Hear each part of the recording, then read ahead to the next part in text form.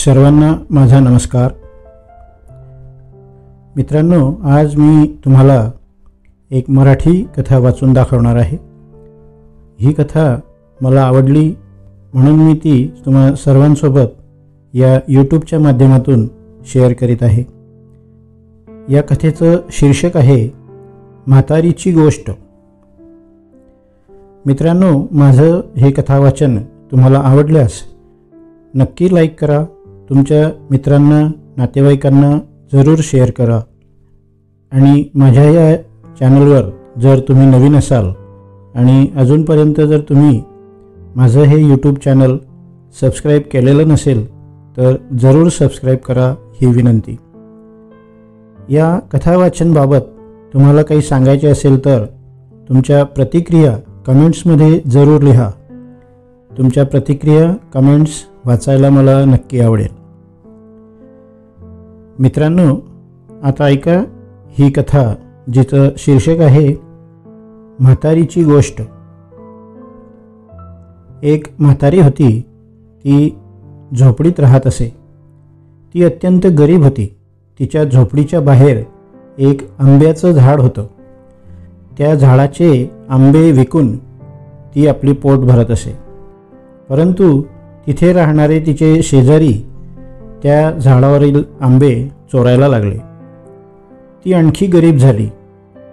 एके दिवशी एक साधू तिच्या झोपडीत आला आणि म्हणाला, म्हातारे, मला भूक लागली आहे, मला काहीतरी खायला दे।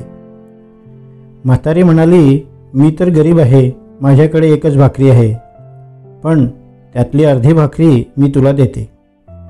साधूने ती अर्धी भाकरी खाल्ली, पाणी प्यायला आणि प्रसन्न झाला।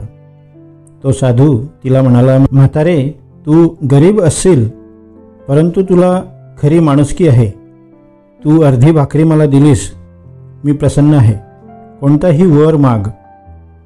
म्हातारी म्हणाली, मला असा वर दे की माझे शेजारी आंबे चोरायला आले की त्या झाडाला हात लावल्याबरोबर ते झाडाला चिटकून लटकत जातील आणि मी आज्ञा केल्याशिवाय सुटणार नाहीत।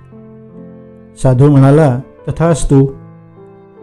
दुसऱ्या दिवशी तिला सकाळी 8-10 शेजारी त्या आंब्याच्या झाडाला चिटकलेले दिसले।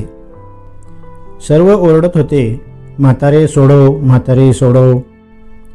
पुन्हा हात लावणार नाही असे त्यांनी कबूल केल्यावर तिने त्यांना सोडून दिले। आणखी काही वर्षे गेली, म्हातारी आणखी म्हातारी झाली। तिच्या मृत्यूची वेळ जवळ आली। तिच्या मरणाचा दिवस आला आणि तिला न्यायला यमराज आले। ती यमराजाला म्हणाली, मला आणखी काही वर्ष जगू द्या। यमराज म्हणाले, नाही, ते शक्य नाही, कारण तुझ्या कपाळावर मरी आईने आजचा दिवस लिहिलेला आहे, त्यामुळे तुला आजच न्यावे लागेल।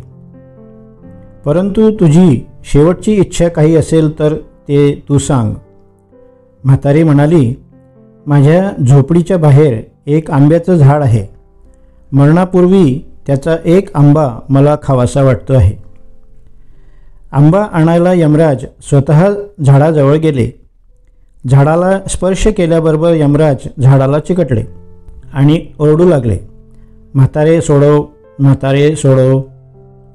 म्हातारी म्हणाली, एका अटीवर सोडवीन, मी इच्छा करेल त्याच वेळी मी मरेन। मला इच्छा मरणी करशील तर मी सोडवेन। यमराज म्हणाले, तथास्तु। त्यामुळे ती म्हातारी अजूनही जिवंत आहे आणि ती कधीच मरणार नाही। भारतीय लोकशाहीच्या रूपात ती म्हातारी अजूनही जिवंत आहे आणि जिवंतच राहणार आहे। धन्यवाद। नमस्कार।